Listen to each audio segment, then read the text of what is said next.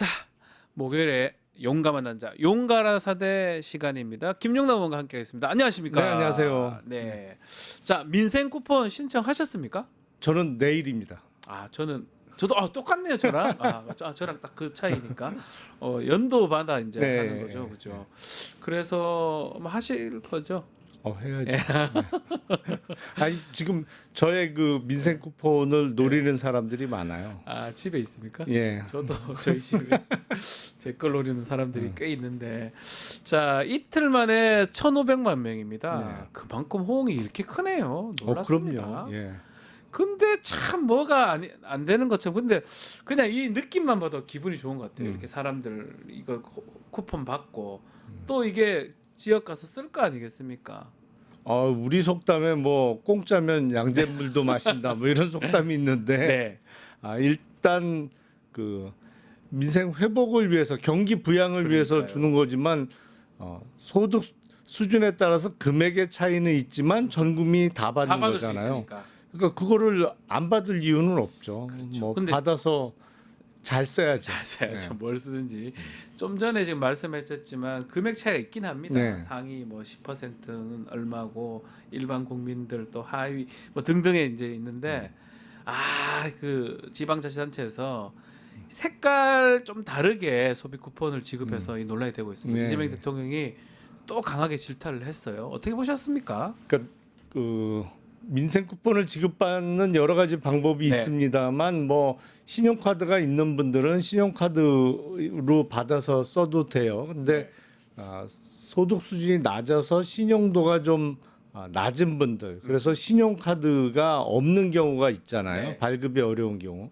그 경우엔 주로 선불카드로 신청해서 받게 되는데, 이제 선불카드가 금액이 달라지다 보니까 금액별로, 그러니까 선불카드의 그 금액별로 색상을 달리했다는 것인데, 그 일하는 사람 입장에서는 편할 그게 수 편하죠. 있어요. 그렇죠. 얼마짜리고 네. 이거는 얼마짜리고 하는데 센스 문제 아니겠습니까? 그러니까 약간 참. 그 감수성의 문제 그러니까요. 아닌가라는 생각이 들어요. 잠깐만 생각해 보면 우리 입장에서는 편하지만 그걸 받은 사람 입장에서는 이거 갖고 하면 얘가 이 사람이 소득 수준이 네. 얼만큼 그게 나오잖아요. 쓸 때마다 이 그러니까요. 뭐랄까요, 그게 일종의 계층 분류 그러니까요.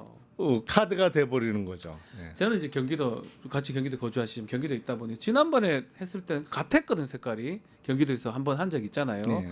그러니까 그게 사실은 뭐 별거 아니라고 생각했는데 제가 다른 지자체에서 이렇게 색깔 별로 하는 걸 보니까 이게 감수성 부분이구나 이 생각이 많이 들더라고요. 근데 그런 거를 하다 보면 아무래도 실무자가 입안을 네. 하더라도 결제 과정에서 어디선가는 한 번은 걸러줬어야 될 것 같은데 그 결제 과정에서 어떻게 그게 아무도 몰랐을까요? 네. 중간 단계에서 한 명이라도 예컨대 뭐 직원이 있으면 과장도 있고 부장도 있고 뭐도 있고 국장, 실장, 시장까지 쭉 네. 있잖아요. 한 명도 그걸 못 봤을까요? 와, 참. 그러니까 이게 결제를 꼼꼼하게 안 한 건지 아니면 이렇게 하면 그냥 일하기 편하겠네 정도만 생각하고 결제를 한 건지. 지난번 그 호남 지역의 타운홀 미팅 네. 때도 별로 득점보다는 실점이 많았던 것 같은데 맞습니다. 자꾸 그렇게 실점하면 지방선거 얼마 안 남았습니다. 나중에 이제 결과가 나옵니다. 지방선거 얼마 안 남았어요. 알겠습니다. 자, 정치권 소식 중요한 어제 소식은 강선우 후보자 자진 사퇴 부분입니다. 사실은 오늘까지 재송보했기 때문에 요청했기 때문에 네. 오늘 내일 중으로 임명될 수 있었던 상황이에요. 근데 본인이 이제 오후 한 2시, 3시 그 무렵에 SNS 글을 쓰면서 자진 사퇴를 했거든요. 어떻게 보셨습니까? 일단 약간 그 늦은 감은 있습니다만 늦었다? 다행스럽죠. 사실은 본인 스스로 자진 사퇴 형태로 대통령이나 그 정권의 부담을 덜어주는 게 더군다나 집권 여당 소속 현역 국회의원으로서 그러니까요. 뭐 잘한 결정이라고 봅니다. 그러니까 크게 논란이 됐던 2명의 후보자, 그러니까 16명의 장관 후보자 중에 2명 중에 1명은 이제 사실은 그게 강선우 후보자가 계속 문제가 돼서 약간 묻힌 감이 있었는데 그때는 자진 사퇴가 아니고 지명 철회였어요. 철회해버렸어요. 예. 예. 그때는 임명권자가 인사권자가 지명을 철회하는 형태였고 이번에 강선우 전 후보자의 경우에는 본인 스스로 후보자 지위에서 물러나겠다고 발표를 하면서 해결이 됐는데 이른바 현역 불패 신화가 깨졌다라는 것이 있죠. 그러니까 민주당뿐만 아니라 국민의힘이 여당을 할 때도 현역 국회의원 중에 장관 임명에 그 실패한 적은 한 번도 없었어요. 근데 다른 그러면은 장관 후보자들이 아무런 문제가 없었느냐? 그건 그것도 아니었죠. 아니죠, 사실은. 네. 어떤 면에서는 현역 국회의원의 프리미엄이 작용해서 장관 임명까지 갔던 것인데 그게 이번에 최초의 그 깨진 사례가 나왔다는 것이고 그것도 더군다나 여소야대도 아니고 압도적인 여당의 의석수가 훨씬 많은 가운데 나왔다는 게 좀 더 의미가 있는 거 아닌가. 어떤 면에서는 심에 밀려서 임명에 실패했다기보다는 집권 여당이 많은 의석을 갖고 있습니다만 여론에 반응해서 현역 국회의원임에도 불구하고 이렇게 자진 사퇴 형태로 임명이 안 되는 사례가 나왔다는 게 앞으로도 계속 이 사례가 작용을 할 것 같아요. 지금 말씀대로 스스로 집권 여당이 판단한 거라고 봐야 되거든요. 어쨌든 간에 중간에 보면 박찬대 네. 지금 후보가 SNS에 글을 썼더라고요. 자진 사퇴하라고 촉구했고 얼마 안 있다가 또 후보가 사퇴를 했습니다. 뭔가 대통령하고 교감이 있었던 거 아니냐, 박찬대 후보하고 뭐 이런 추측도 나오는데 어떻게 보십니까? 글쎄요. 근데 그 오비 일학일 수도 있고 그리고 박찬대 후보 직전까지 원내대표를 했잖아요. 그러니까 직전까지 원내대표를 한 사람도 자진 사퇴를 권하는 그 메시지가 나오니까 강선우 후보자가 그런 메시지에 영향을 받아서 또 자진 사퇴를 결심하게 됐다고 볼 수도 있죠. 그러니까 그러네요. 네. 뭐랄까 대통령실과의 교감하에 미리 알았다 이렇게 보긴 좀 어려울 것 같아요. 왜냐하면 지금 전당대회를 앞두고 이재명 대통령은 양 후보에 대해서 철저하게 중립적인 자세를 유지하고 있잖아요. 맞아요. 왜 매번 사진 찍을 때도 같이 딱 손잡고 두 네. 사람의 손을 동시에 잡고 사진을 찍고 있는 상태에서 미리 살짝 알려줬다. 요거는 조금 생각하기 아니겠죠? 힘든 거 아닌가 아니겠죠. 싶어요. 네. 지금 상황에서 그럴 이유도 사실 없어 보이고요. 자, 뭐 인사라는 게 사실 만사라는 얘기도 있지만 그래도 이 이재명 정부 들어서면서 인사 시비들이 몇 개 있었어요. 또 네. 최근에 지금 강준욱 국민통합 예. 비서관 사퇴했던 측면도 있고 인사 검증 시스템 조금 다시 봐야 되는 거 아니냐 이런 지적도 있는 것 같습니다. 제가 다른 나라 사례까지 다는 모릅니다만 일단 미국하고 비교하면 우리의 임명 절차가 상당히 신속히 진행되는 건 맞아요. 빠르다, 예. 신속하고 빠르다. 예. 미국은 사실은 인사청문 대상자는 정말 오래 걸립니다. 네.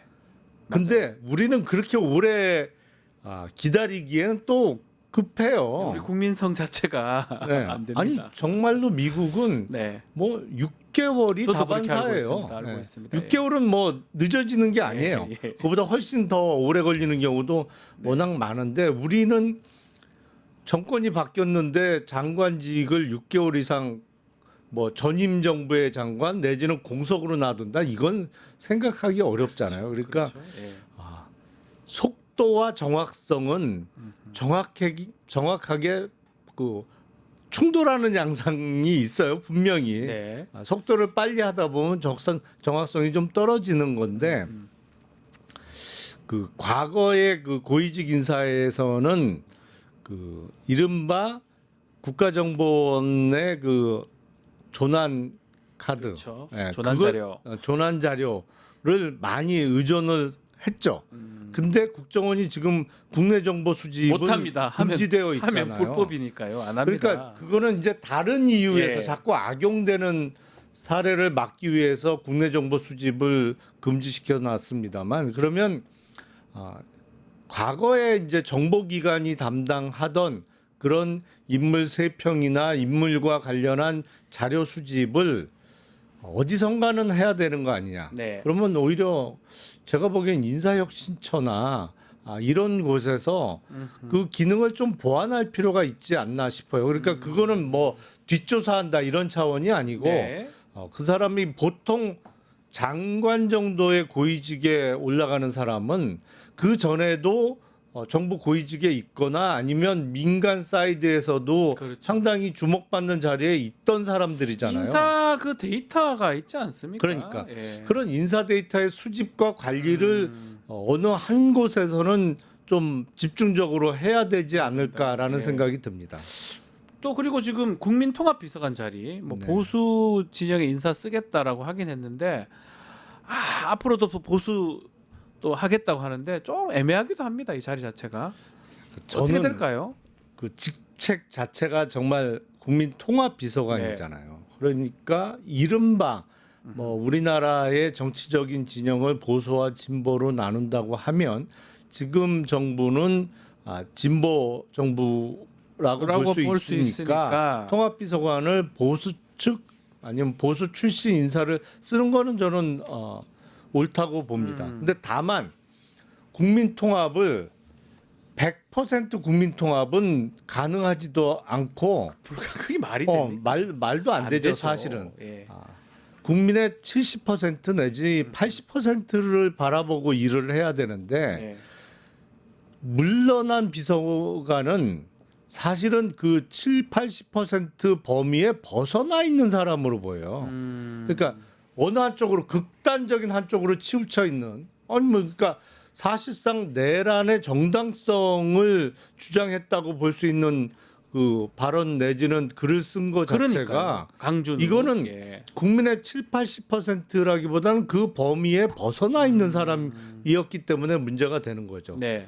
그렇기 때문에 보수 쪽 인사들라도 적어도 7, 80% 범위 안에는 들어와야 된다. 그렇죠. 그 정도는 돼야 돼요. 예. 정상 그러니까 범주라고 할 수. 차라리 뭐 경제 정책적인 예. 면에서 감세를 주장한다든지 아니면 북한에 대한 어떤 그 견해에 있어서 북한을 우리 사회에 또는 대한민국에 대한 가장 큰 그리고 직면한 위험으로 본다는 정도까지는 포용할 수 있으나 내란이 정당했다 아니면 뭐 내란 그거 할 만하지 않았느냐 할 그건 안 수밖에 없는 되죠. 상황 아니었냐 이건 아니죠. 이거는 그러니까요. 이건 곤란하죠. 그 측면을 보고 좀 인선을 해야 되지 않을까. 최소한은 좀 봐야 되고 또 본인도 그런 책을 쓴 전력이 있으면 3월달에 썼어요. 며칠 전에 네. 몇 달 전에 그러면 본인이 염치가 있다면 안 해야지요. 이걸 그러니까 한다는 게 좀. 그거 왜 들어갔을까요? 이거 다 걸리잖아. 그럼 모든 그 물량을 폐기를 하든지 네. 그럼 너 다 보고 있는데 그걸 한다는 게 참 말이 됩니까? 참 납득이. 자, 국정 지지율을 또 사실 살짝 꺾였었어요. 네. 지난주 보니까 이런 혼란 때문에 이번에 좀 돌아올까요? 정리는 뭐 되는 모양새라서. 그 이재명 대통령의 국정 지지율은 이른바 업사이드가 많이 남아 있죠. 아직. 네네 그렇죠. 올라갈 것도 있고 또 네. 그러니까 갈 수 있다 이제는 그럼요. 인사가 정리가 됐으니까 알겠습니다. 지켜보기로 하고요. 국민의힘 얘기 좀 해보겠습니다. 지금 전한길 씨 이제 입당하면서 논란이 많이 됐었는데 송원석 비대위원장이 당원 당규 위반 있는지 조사 지시를 내렸습니다. 어떻습니까? 이렇게 지금 이 또 입당한 거를 또 이거 지시를 해가지고 또 출당시키려고 하는 것 같기도 하고요. 가능한 얘기입니까? 송원석 비대위원장도 자기 중심이 있어야 돼요. 네, 처음부터. 처음에는 이런 자세가 아니었잖아요. 그러니까 그게 납득하기 어려워요. 네, 입당한 거 뭐 어떡하라고 입당해도 뭐 저런 사람도 품을 수 있어야 된다라는 취지로 얘기하다가 여론이 워낙 안 좋으니까 바뀌었어요. 네. 근데 처음부터 상황을 객관적으로 봐야죠. 앞서 말씀드린 대로 국민의힘도 공당이잖아요. 그리고 제1야당이잖아요. 그러니까요. 의석이 100석 넘게 갖고 있어요. 네. 그리고 앞으로 집권을 꿈꿔야 되는 정당이잖아요. 주권 해야죠. 뭐 영원 네. 저럴 수는 없는 거니까요. 그러면 국민의 70%를 보고 가야죠. 당연한 겁니다. 아니 어떻게 맨 끝에 있는 사람을 보고 가요. 그러면 정말 망하는 거죠. 그러니까 전환기 씨 같은 주장을 거듭하는 사람은 네. 사실은 당적 정리를 하는 게 맞죠. 본인 스스로 안 하겠다고 하면 정리를 시켜야 되는 게 맞죠. 맞는데. 근데 처음부터 그런 메시지가 나왔어야지.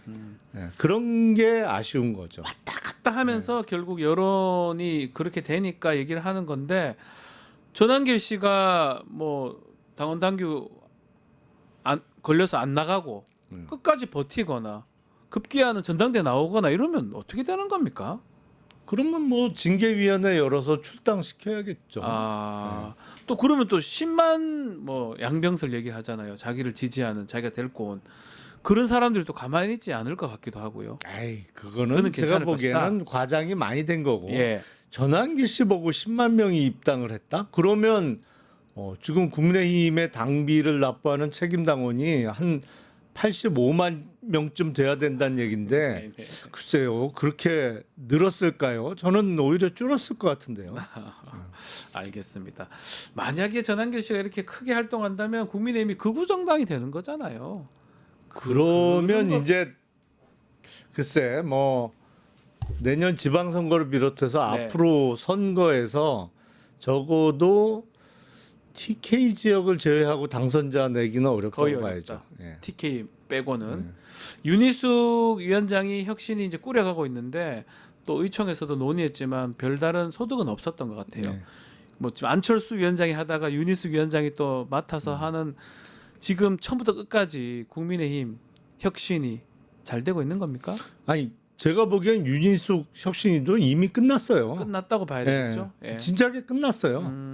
그러니까 윤희숙 위원장의 메시지가 개별적으로 보면 맞는 얘기를 해요. 네. 근데 전체적인 그림을 놓고 보면 이게 전략이라는 게 없구나 이런 생각이 들어요. 그러니까 그때 단편적인 얘기는 맞는 얘기를 했는데 네. 정말 혁신을 성공시키려면 전체적인 계획과 전략 하에 메시지를 내놨어야 되는데 그런 면이 좀 아쉽다.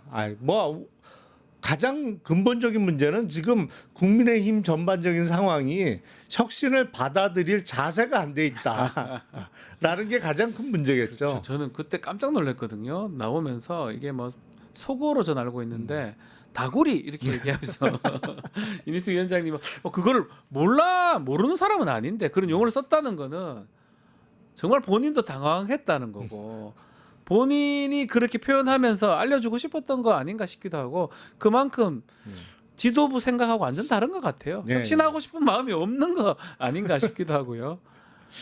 그냥 놔두는 게 좋을 것 같아요. 당분간 어디까지 가나. 지켜보기로 하고요. 자, 그렇지만 전당대회는 지금 잡혔습니다. 이제 열리는데 많은 사람들이 지금 출마 선언도 하고 있고요. 한동훈 전 대표는 나옵니까? 아직까지는 얘기가 없습니다. 본인은 예. 나오고 싶은 것 같죠. 본인은 나오고 싶어 하는 네. 것 같은데. 주위에서는 말리는 사람들이 꽤 있는 것 같고. 네. 저도 만약에 컨설팅을 저한테 의뢰한다고 하면 말릴 것 같아요. 저도 말릴 것 같습니다. 특히 저렇게 뭐 라방 같은 거 하시는 게 맞는 것 같아요. 라방 너무 즐거워하셔서 저렇게 하고 있는데 지금 시점에서 뭐 될 가능성도 그렇게 높지도 않아 보이고 그렇죠. 상황상 네. 어쩌면 그런데 이제 본인은 계속 뭐 주위 얘기 들어보면 나오고 싶어 한다 이런 얘기가 있는 것 같습니다.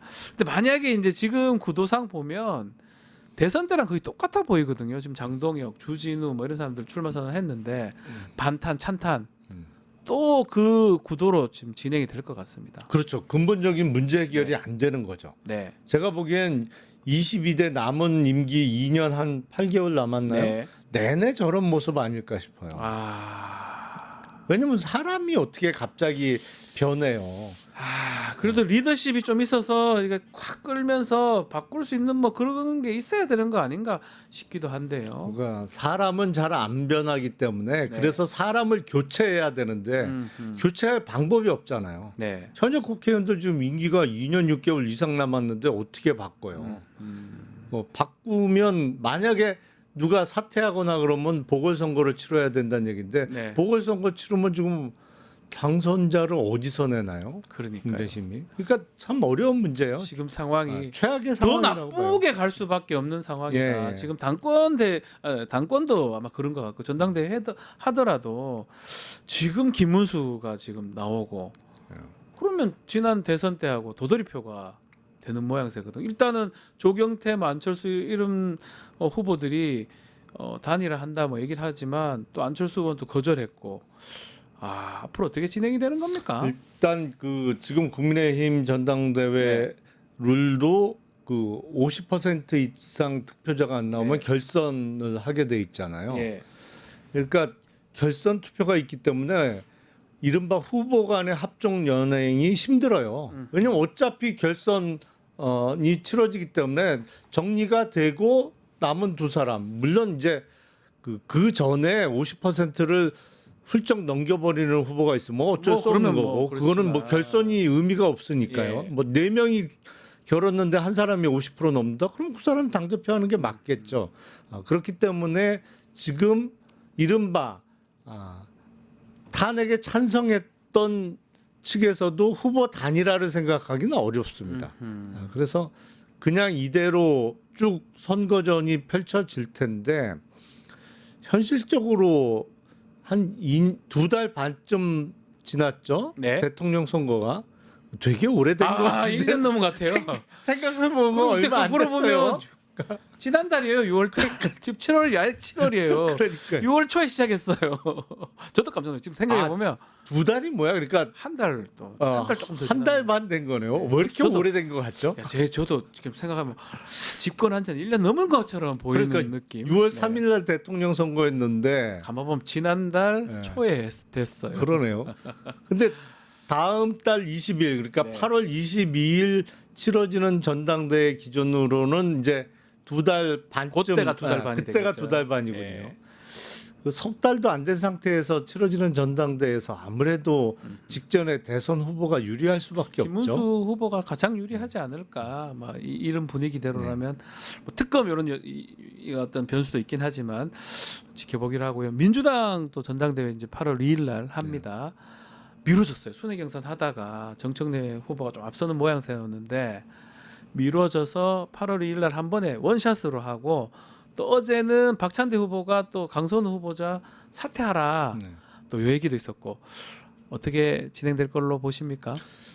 일단 그동안 논란의 중심에 있었던 강선우 전 후보자를 놓고 민주당의 당원들 사이에서도 의견이 많이 갈렸던 맞아요. 것 같아요. 왈왈부했습니다. 근데 지금이야 뭐 본인이 사퇴를 했으니까 의견의 충돌이야 없겠습니다만 사실은 강선우 후보자 사퇴 직전까지 의견이 갈렸던 당원들의 표심이 어떤 변화가 있을 것이냐. 그러니까 자진 사퇴를 권고했던 박찬대 후보에게 조금 더 힘이 실릴 것이냐 네. 아니냐인데 글쎄 저는 그 강선우 후보자 문제는 주말을 거치면 많이 잊혀지지 않을까? 네, 오히려 이미 어제로 정리가 끝났다고 저는 생각해요. 그래서 그러네요. 예. 이 문제가 여파가 오래 갈 것 같지는 않아요. 그래서 결국에는 그 변수는 크게 그 작동을 못할 거라고 저는 생각합니다. 그렇다면 25% 포인트 정도 차이 났거든요. 충청하고 영남에서 뭐 그게 사실은 크진 않아요. 민주당 전체로 따지면 호남이나 수도권이 되게 크기 때문에 그죠? 네. 역전 가능할까요? 박찬대 후보가 근데 호남에 이제 권리당원이 많이 계신데 가장 많죠. 가장 예, 많죠. 예. 그 대통령 선거를 앞두고 정청래 후보가 호남의 골목 유세를 엄청 열심히 다녔어요. 아니 이걸 예상을 한 건지 몰라도 호남 위원장을 했어요. 예, 선대 위원장을 했어요.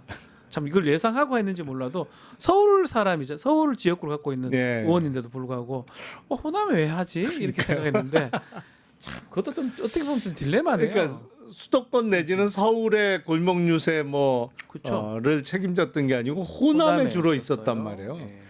그래서 그게 어느 정도 반영이 되지 않을까? 아무래도 얼굴 한 번이라도 더 더 봤으면. 비치고 자기 지역에 많이 찾아왔던 사람들한테 조금 유리하게 작용할 될 수 있겠죠. 예, 예. 그런 거 보면 참 선경지명인가요? 잘 모르겠습니다만 본인 계획이 있었겠죠. 예, 뭔가 계획이 있었을 것이다. 그래서 한번 지켜보기로 하고요. 8월 2일입니다. 단판에 승부가 됩니다. 자, 특검하고 재판 소식도 조금 알아보겠습니다. 하나가 좀 눈에 띄어요. 윤석열이 재판에 이제 출석을 안 할 것 같아요. 예, 예. 또 24일 오늘 재판인데 안 나간다고 하거든요. 네. 그렇지만 뭐 직위원 재판부 그냥 재판하겠다라고 하는데 왜 이럽니까?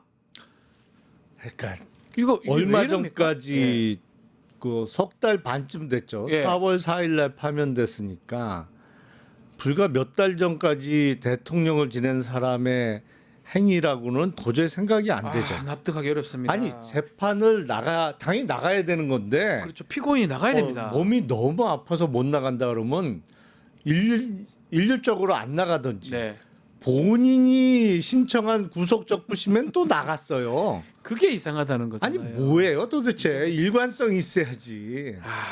그러니까 지금 귀찮은 일은 안 하겠다는 거예요. 네, 근데 이걸 재판 받는 걸 귀찮게 생각을 한다는 것 자체도 참 예. 놀랍고 법질서 준수 의무 내지는 뭐 아예 생각이 없는 거죠. 국가 사법 시스템에 순응할 생각이 없어요. 그러니까 아유 나는 모르겠고 귀찮고 니들이 알아서 해라. 뭐 거의 이 자세인데 와 어느 잡범도 이러진 않아요. 아니 말씀대로 법조인 출신이고 검사에다가 네. 검찰총장까지 했던 사람이다. 대통령까지 했습니다. 이건 아니지 않습니까? 뭐 아이. 아예 나가든지 지금 핑계를 대려면 건강이 때문에 아예 못 나간다. 뭐 움직일 수 없다. 이러면 몰라도 구속 적부심에도 나가서 다 얘기를 하고 이게 본인한테 뭐 병보석 같은 거 노리는 겁니까? 그러면 신청하겠죠. 신청은 할 것이다. 예. 근데 앞뒤가 하나도 안 하나도 안 맞아요. 맞잖아요. 왜냐하면 구속돼 갖고 뭐라고 했어요. 구치소에서 운동 시간을 보장 안 해준다며. 네. 아니 운동할 정도의 건강 상태 아니 운동을 할 수 있으니까 운동 시간 보장해 달라고 했을 거 아니에요. 당연히. 그러니까요. 그것도 논리 앞뒤가 안 맞아요. 그러니까 뭔 얘기를 하려면 앞뒤는 맞게 얘기를 해야 되는데 참 한심해요 보면. 또 그런 곳이 이제 김건희 쪽인데요. 일단은 특검이 2주 전에 그러니까 8월 6일 날 나오라고 2주 전에 소환을 통보를 했습니다. 특검의 전략은 어떤 겁니까? 그건 그거겠죠. 오랫동안 잡아내요. 그러니까 내일이나 모레 나와라 예. 이러면 나 아프다 이런 핑계 될 거니까. 핑계 될 텐데 보름 전에 알려줬어요. 네, 그러니까 2주 전에. 와. 건강 관리 잘 하시고 그때 아플 예정이었다면 미리 아프시고 그때는 꼭 나오시라 이런 거죠. 아. 그랬더니 뭐 안 나가겠다는 얘기는 못 하잖아. 제가 8월 6일 그 무렵에 아플 예정인데요. 이건 안 되잖아요. 안 되니까. 그러니까 나가겠다고는 얘기는 해놨고 자꾸 이제 조건을 붙이고 있어요. 그 조건요. 예. 야, 이거 좀 신기하더라고요. 건강상 이유를 들어서 하루에 1개 혐의 정도씩 하고 한번 받으면 3, 4일 쉬었다가 하고 저녁에는 또 안 받겠다. 예. 6시까지만 좀 하겠다. 이런 요구를 하는 이유는 뭐라고 봅니까? 또 가능하다고 생각해서 이걸 하는 겁니까? 그러니까 김건희 측은 구속을 피하겠다는 예. 것이죠. 예를 들어서 지금 요구대로 하면 16번은 나와야 돼요. 최소한 적어도. 16가지 혐의니까 네. 최소한. 그러니까 한 혐의에 대해서 하루에 조사를 끝낸다고 하더라도 16번을 나와야 되고 사나흘 간격으로 하면 도대체 얼마예요? 그러면 이거 특검 끝나요. 아니 끝나는 것도 끝나는 건데 그렇게 되면 네. 혐의 조사를 마치고 구속영장 청구를 하면 뭐라고 핑계 대겠어요? 아니 내가 16번 수십 번을 꼬박꼬박 출석했고 나오랄 때 나가고 지금 2달에 걸쳐서 출석을 계속 이어왔는데 내가 어디 도주의 염려가 있다고 구속의 필요성이 있다는 거냐 이 핑계 대려고 하는 거죠. 아하. 사실은 구속을 막기 위한 전략이에요. 예, 전략적으로 지금 그런 거다. 또 그 통보했을 때 윤석열 SNS 글도 있었고요. 본인만 책임지겠다 등등 봤을 때는 김건희 측에서 뭔가 구속만은 좀 피해 보겠다.